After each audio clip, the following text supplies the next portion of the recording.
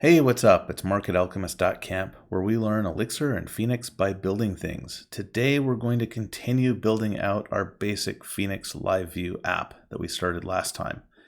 And there are a few things we're going to do. First is we're going to go over the schemas that we're going to use for the app, make some decisions. Second, we're going to update LiveView from version 0.40 to 0.51, which is out and stable now. Version 0.60 is also out, but the docs are lagging a bit, so we're just going to update this one step at a time and probably go to the next version soon after. Then we're going to add a CSRF tag to our main app template, because one thing that LiveView is really good for is for getting instantaneous feedback on forms when they don't pass the validations. So that's going to be a must. And then finally, we'll separate this live template, which was embedded inside a LiveView, separate that out into its own .leex file, and then throw it away, because this whole thing is a throwaway. We just wanted to make sure that everything was set up and working. And also, just from an educational standpoint, it's great to see the simplest example possible. Okay, so on to the schemas. Alchemist Camp has a number of different kinds of schemas. It's got a number of different kinds of content. It's got episodes, it's got articles, it's got podcasts, it's got resources, it's got comments, which can go on any of those, and there's an abstract schema called an entity.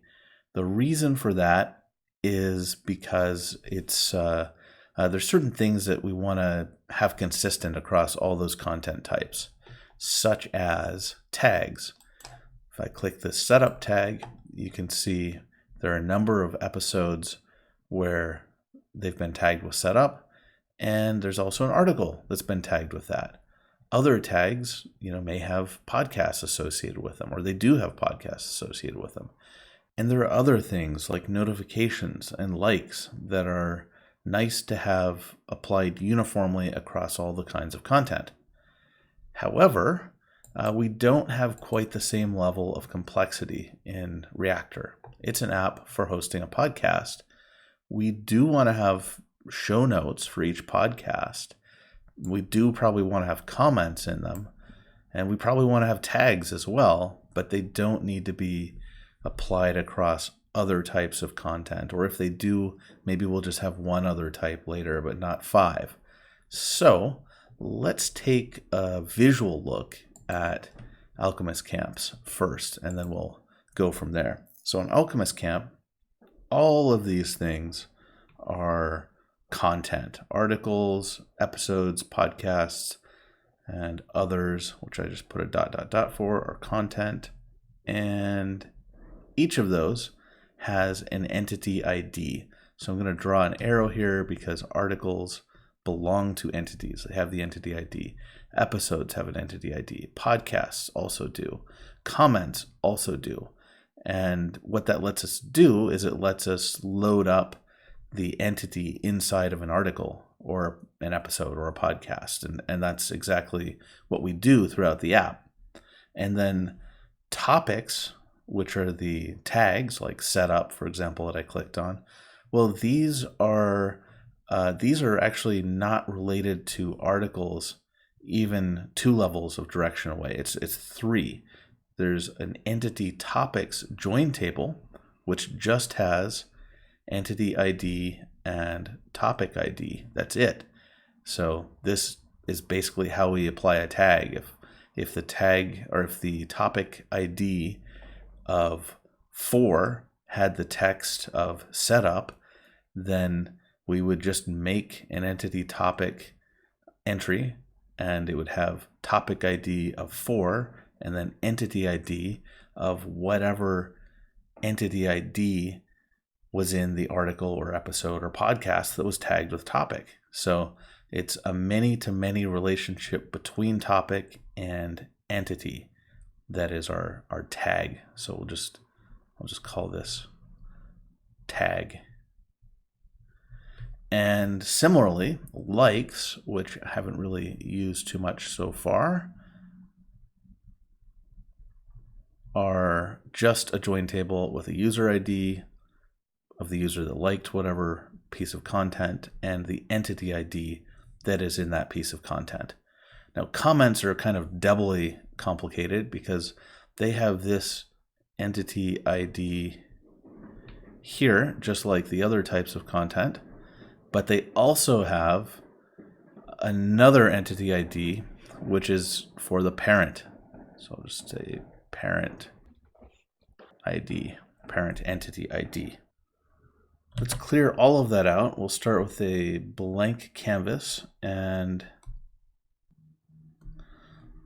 we'll get it to black, and then we'll look at a little bit more depth here. So for example, our article had an entity ID in it, and it had some text, and it had some other stuff. This whole thing is our article.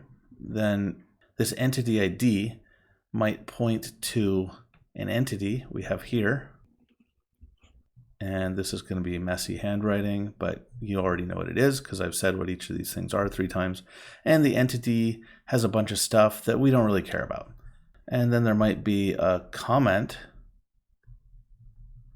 And that comment also has an entity ID because a comment is a piece of topic itself.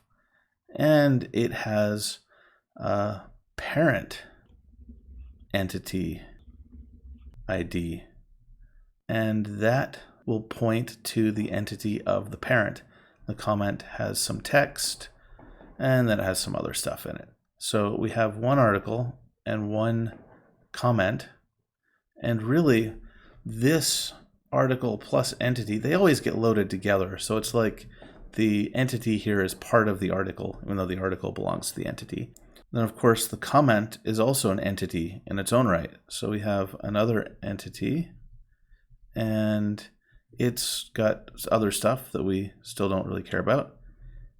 And this comment entity ID points to this entity, and the parent entity ID points all the way up to this one.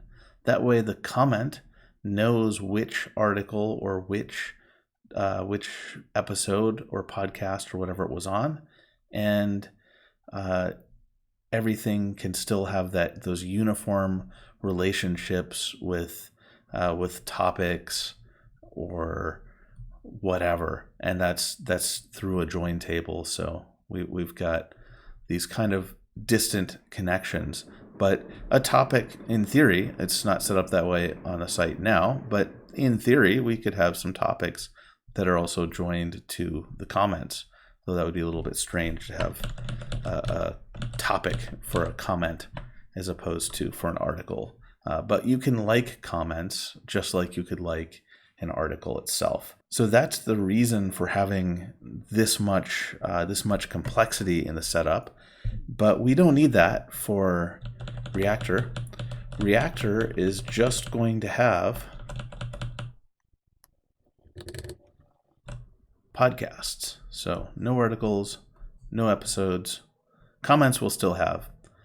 Instead of having this entity, we'll just have our podcasts have their own join table. So no entity like.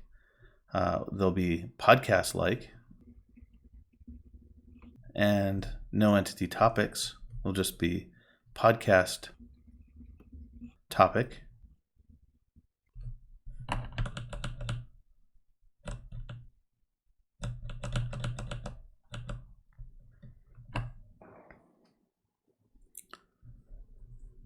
With Reactor, though, we'll just have podcasts. So no articles, no episodes.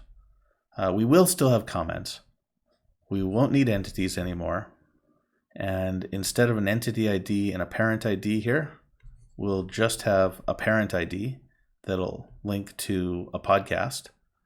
So we'll make it that way. And instead of entity like, we'll just have a podcast like, And the podcast like will join the user and podcast. And similarly, instead of entity topic, we'll just have podcast topic that will join topics and podcasts. So this is already kind of messy here. Let's get rid of it, and we'll briefly go over this in text, including accounts, which I didn't mention because it's fairly simple. Basically, the first app, the more complicated one, Alchemist Camp, has an idea of credentials. Credentials are just where a user's email, login hash, password hash, various things like that are stored. And the reason for breaking it out to a separate schema is so the user schema doesn't become gigantic. That app has been fairly long running, and I knew that I would be adding a lot of things to it as time went by, so I just broke out credentials right away. In Reactor, on the other hand, it's probably not going to be changed as much once it's up and running, so there isn't a big need to separate email, password, all that kind of thing off of user. In content, let's see, we have user IDs for entity like because there has to be a user liking the thing. That also connects to an entity, so we have an entity ID. And pretty much everything has an entity ID. We have entity IDs on episodes, articles, podcasts, resources, comments. Comments had entity IDs and parent entity IDs and user IDs because a user makes a comment. And let's see, entity topics had user IDs and topic IDs. So that's the basic setup for the accounts and the content context in Alchemist Camp, with some things left out. And you see there's a fair amount of complexity. What we're going to do on Reactor is, let's see here, our podcasts don't really need to belong to anything or have anything. They'll just have a couple many-to-many relationships. And comments will belong to podcast, so podcast ID, whichever podcast it's on, and then a user ID. And topics are the tags, like setup. So each podcast topic will need a podcast ID and a topic ID. And then finally, very much like this one, we'll have podcast likes, which have a user ID and a podcast ID. And then finally, we can have a comment like, which will be a user ID and a comment ID. Now this is maybe almost the same number. It looks like more than it is though, because the relationships are all really simple. Every single thing here will just be has one, belongs to, a has many, or a many to many in the case of getting the topics on a podcast or getting likes. So that's all the relations. And then we just need the other fields. So users are going to have usernames, and they'll also have email addresses, and they'll have password hash. And there will be a password that you can input and a confirmation, but those are both virtual. So I'll just mark these out as password and password confirmation, but they're virtual, which means they're not going to show up anywhere except in the schema. We won't have it in our migrations at all. Then the podcast is going to have a title, and it's going to have a subtitle. We'll need an audio URL, and that'll link to the actual audio that we're storing on our podcast host.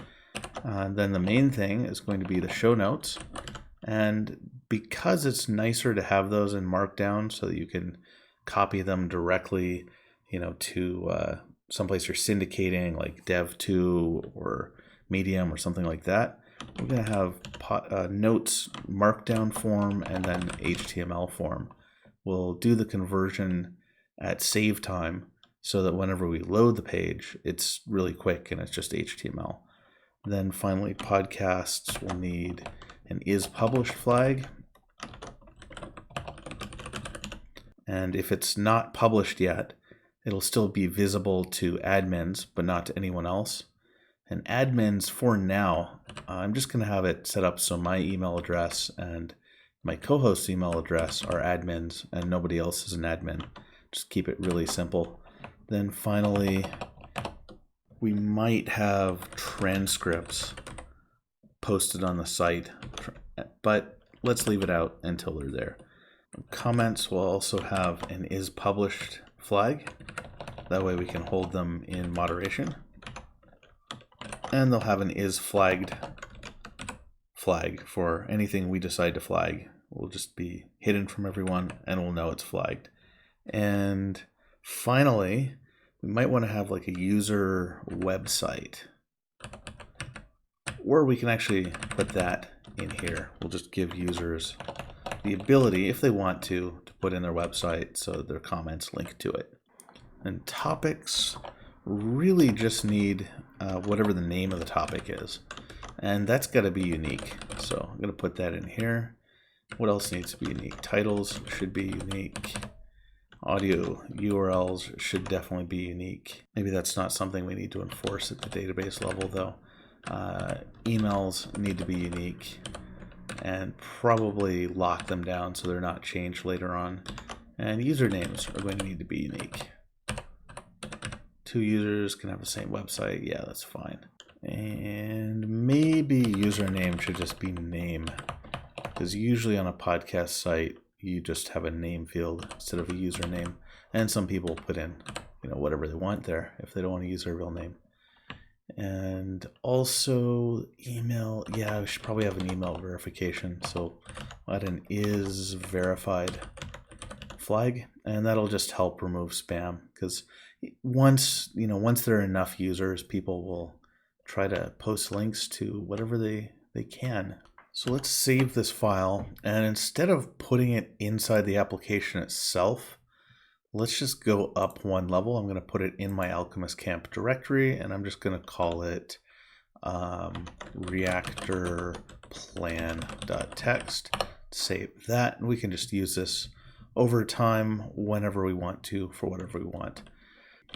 Now let's do a quick git log and see where we are. Just the one, do a git diff. Looks like we're good. Next up is the upgrade.